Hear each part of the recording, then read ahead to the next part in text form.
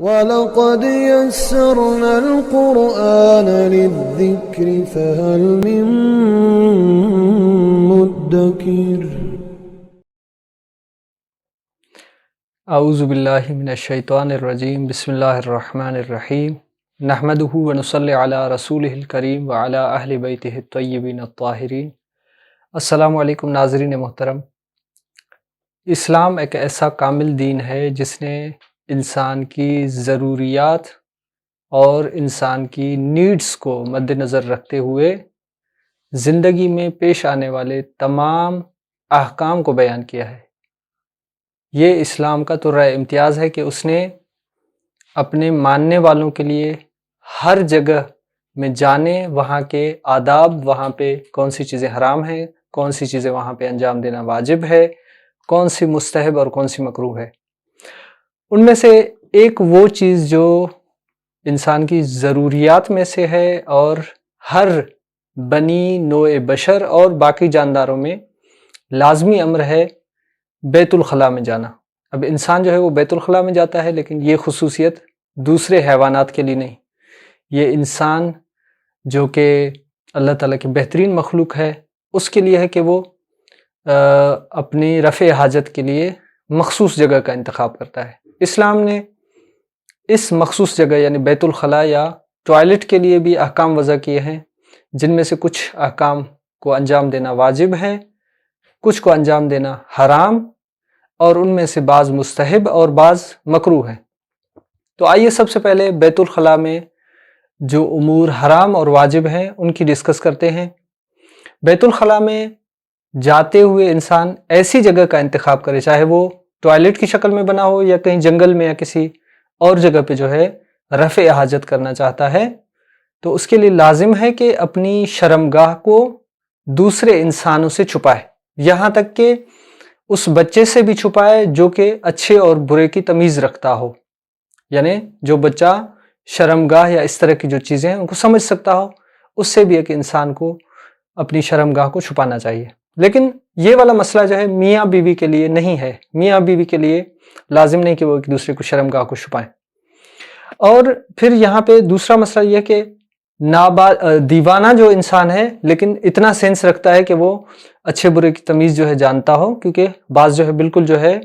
عقل سے عاری ہوتے ہیں اور بعض جو ہیں کچھ سینس رکھتے ہیں، تو ان سے بھی شرمگاہ کو چھپانا لازم ہے۔ اور دوسرا جو اہم مسئلہ ہے، اکثر ہمارے مومنین نہیں جانتے، قبلہ رخ یا قبلے کی طرف پیٹھ کر کے نہ بیٹھنا، یعنی رفع حاجت کرتے ہوئے چاہے چھوٹا پیشاب ہو یا بڑا پیشاب، قبلے کی طرف منہ کر کے یا پیٹھ کر کے نہیں بیٹھنا چاہیے۔ یہاں تک فرمایا گیا ہے کہ آپ ایک بچے کو بٹھانا چاہتے ہیں رفع حاجت کے لیے، تو آپ پر لازم ہے کہ اس کو قبلہ رخ یا قبلے کی طرف پیٹھ کر کے نہ بٹھائیں۔ ہاں، اگر بچہ خود بیٹھ جائے تو اس کو پھر اٹھانا ضروری نہیں ہے، لیکن آپ جب خود اس کو بٹھا رہے ہوں تو اس طرف نہ بٹھائیں۔ اچھا، بعض اوقات اس طرح ہوتا ہے کہ ہم مجبور ہوتے ہیں کہ ایک ایسے واش روم میں جو ہے بیٹھیں جو کہ کسی اور نے بنایا ہوا ہے، اور ہم یا تو قبلہ رخ ہو کے بیٹھیں یا قبلے کی طرف جو ہے پیٹھ کر کے بیٹھیں،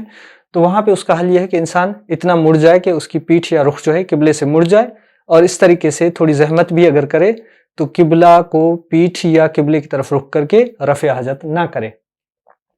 اچھا، 4 ایسے مقامات ہیں جہاں پر واش روم کرنا جو ہے حرام قرار دیا گیا ہے۔ پہلا، بند گلیوں میں، یعنی ایسی گلیاں جو ون وے سائڈ، ایک طرفہ جو ہے کھلی ہوئی ہیں، دوسری طرف سے بند ہے، یعنی نکلنے کا راستہ نہیں ہے، اور ان بند گلیوں میں جو ہے پیشاب پاخانہ کرنا جو ہے وہاں کے رہنے والوں نے اجازت نہ دے رکھی ہو۔ ہاں، اگر اجازت دے رکھی ہو تب بھی نہ کی جائے، کیونکہ زحمت کا باعث بنتا ہے۔ اور اسی طرح وہ راستے جہاں سے لوگ گزرتے ہیں اور پیشاب یا پاخانہ کرنے سے ان کی گزرنے میں جو ہے تکلیف ہوگی اور مشکلات پیش آئیں گی، وہاں پہ بھی پیشاب اور پاخانہ کرنا منع قرار دیا گیا ہے، حرام قرار دیا گیا ہے۔ اور دوسری وہ جگہ ہے جہاں پہ پیشاب اور پاخانہ حرام ہے کسی کی ملکیت میں، مثال کے طور پہ کسی کا گھر ہے، اس نے اجازت نہیں دے رکھی، خالی پلاٹ پڑا ہوا ہے، وہاں پہ اس نے منع کیا ہوا ہے کہ یہاں پہ آپ اس طرح کی حرکت نہیں کر سکتے، تو وہاں پہ بھی پیشاب پاخانہ کرنا حرام ہے۔ جیسے مثال کے طور پہ دیواروں پہ آپ نے دیکھا ہوگا کہ یہاں پیشاب کرنا منع ہے، تو وہاں پہ بیٹھ کے پیشاب کرنا انسان کے گناہ کا سبب بنتا ہے، وہاں پہ نہیں کرنا چاہیے۔ اور تیسری جو جگہ جہاں پہ پیشاب پاخانہ جو ہے کرنا حرام ہے وہ ہے وقف شدہ مقامات۔ مثال کے طور پہ چند مثال دیتا ہوں یہاں پہ،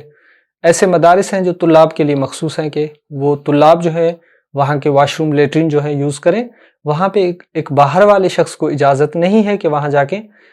رفع حاجت کرے۔ البتہ یہ ہے کہ وہاں جو اس کے مسئولین یا متولیان ہیں ان سے اگر اجازت لے لے تو پھر کوئی حرج نہیں، یعنی بغیر اجازت کے وہاں پہ نہیں کر سکتا۔ یا مسجد ہے کہ نمازیوں کے لیے وقف ہے کہ جو نماز پڑھنے آئے وہاں پہ وہی جو ہے وہاں پہ واش روم کو استعمال کرے، تو دوسرے شخص کے لیے دکاندار جیسے چلے جاتے ہیں ان کے لیے وہاں پہ پیشاب پاخانہ کرنا حرام ہے۔ اسی طرح جیسے ہسپتال ہے، ہسپتال میں مثال کے طور پہ کوئی مریض ہے، آپ اس کی عیادت کے لیے جاتے ہیں، ہسپتال کا ایک قانون ہے کہ یہاں پہ صرف مریض اور اس کے ساتھ رہنے والا جو بندہ ہے وہی لیٹرین یوز کر سکتا ہے، تو دوسرے بندے جو وہاں پہ ملاقات کے لیے جا رہے ہیں وہاں ان کا اس واش روم کو یوز کرنا مجاز نہیں ہے شرعی طور پہ۔ یہ وقف شدہ مقامات کی میں نے 3 مثالیں دی۔ اور اسی طرح مومنین کی قبور، یعنی جو مسلمانوں کا مومنین کا قبرستان ہو وہاں پہ پیشاب پاخانہ کرنا حرام ہے، چاہے ان کی قبروں کی بے حرمتی ہو یا نہ ہو۔ اور اسی طرح ہر وہ مقدس مقام، جیسے مثال کے طور پہ کہیں پہ علم لگا ہوا ہے، کہیں پہ مثال کے طور پر امام بارگاہ کی حدود ہیں، یا کہیں پہ مسجد کی حدود ہیں، مسجد نہیں ہے لیکن مسجد کی حدود ہیں، جیسے مسجد کے اطراف میں پارکس بنے ہوتے ہیں یا اس طرح کی چیزیں کہ وہ مسجد سے منسلک ہوتی ہیں، مقدس ان کو گردانا جاتا ہے، تو وہاں پر بھی پیشاب پاخانہ کرنا حرام ہے۔ تو یہ ہوئے ہمارے ٹوٹل جو ہے پیشاب پاخانہ کرنے کے آداب میں سے حرام اور واجب چیزیں۔ ایک واجب تھا شرمگاہ کو دوسروں سے چھپانا، اور دوسرا تھا جو حرام ہے قبلہ رخ یا قبلے کی طرف پیٹ کر کے بیٹھنا۔ البتہ یہ کرنے کا طریقہ اور وہ مقامات جہاں پہ پیشاب پاخانہ کرنا جو ہے حرام ہے آپ کی خدمت میں عرض کیے۔ انشاءاللہ نیکسٹ ویڈیو میں ہم مستحبات اور مکروہات کی طرف اشارہ کریں گے کہ پیشاب اور پاخانہ کرتے وقت کون سی چیزیں مستحب ہے انجام دینا، اور اسی طرح کون سی چیزیں جو ہے وہ مکروہ ہے انجام دینا۔ والسلام علیکم ورحمۃ اللہ وبرکاتہ۔